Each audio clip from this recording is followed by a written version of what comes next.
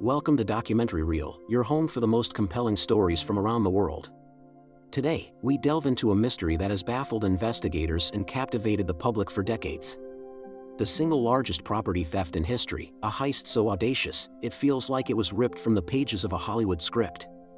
This is the story of the $500 million art heist at the Isabella Stewart Gardner Museum, a crime that remains chillingly unsolved.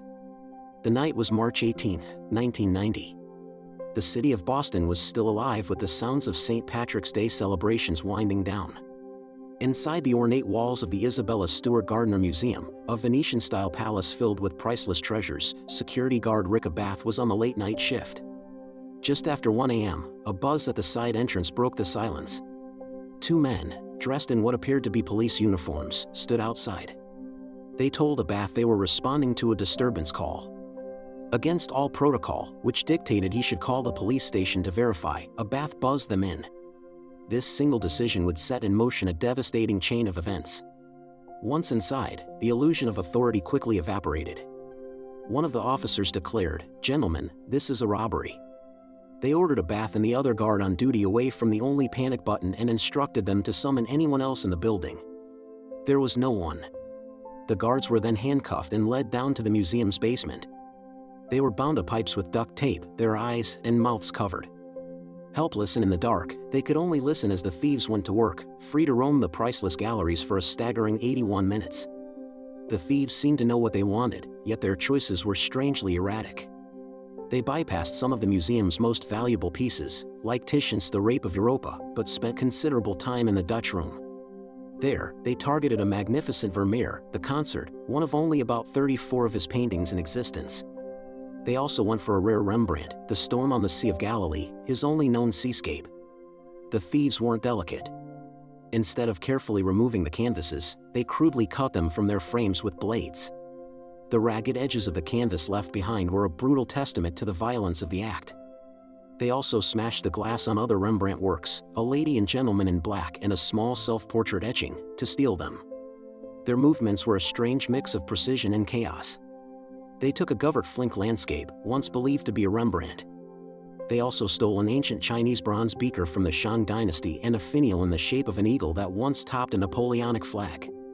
Yet, they left behind other, far more valuable items, puzzling investigators for years.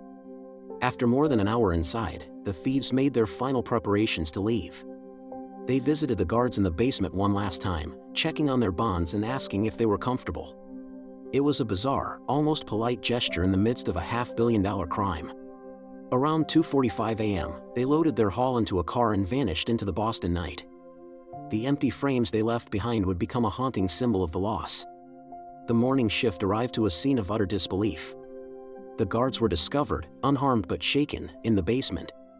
The true scope of the devastation became clear as staff walked through the galleries.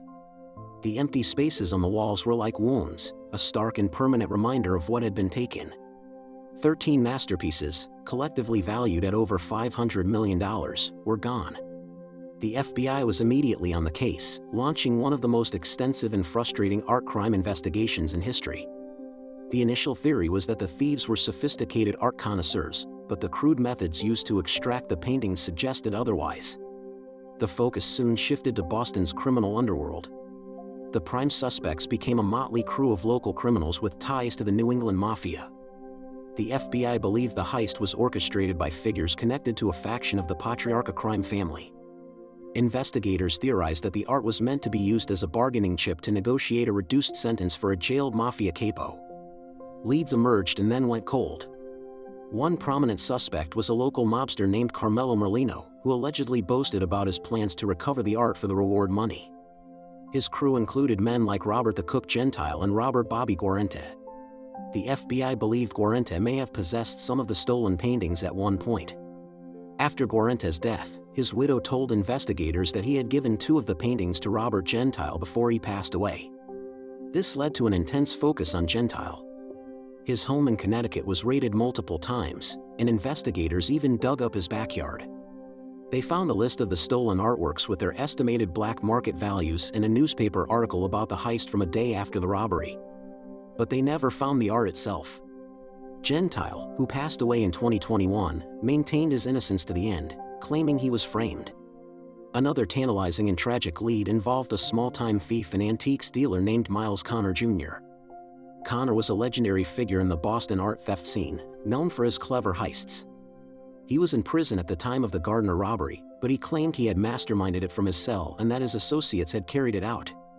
He offered to help recover the paintings in exchange for his release and a multi-million-dollar reward. However, his stories were often inconsistent, and despite his connections, he was never able to produce the stolen works. The trail always seemed to stop just short of a breakthrough. Years turned into decades. The reward for information leading to the recovery of the art was raised to $5 million, and then to a staggering $10 million. The museum and the FBI have made it clear they are not interested in prosecutions. They just want the art back. The statute of limitations for the theft has long expired, meaning the thieves can no longer be charged for the crime itself.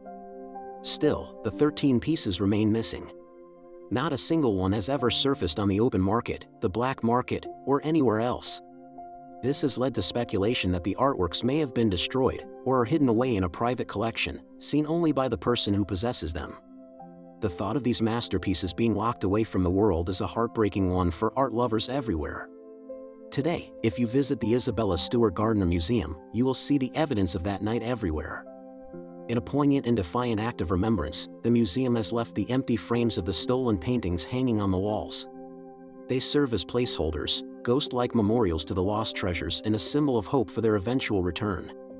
Walking through the Dutch room and seeing the gilded, empty frames where the Storm on the Sea of Galilee and the concert once hung is a profoundly moving experience. It's a constant, silent testament to the greatest unsolved art heist in history. The mystery endures, a complex puzzle of mafia intrigue, dead-end leads, and whispered rumors. Were the thieves local thugs who got lucky? Or were they working for a powerful, unseen collector? Did they panic and destroy the art, or is it still out there, waiting to be found? The answers remain locked away, perhaps forever, along with the 13 stolen masterpieces. The empty frames wait, a silent plea for the return of their contents. Thank you for joining us on Documentary Reel. If you found this story as fascinating as we did, be sure to subscribe to our channel for more deep dives into the world's greatest mysteries.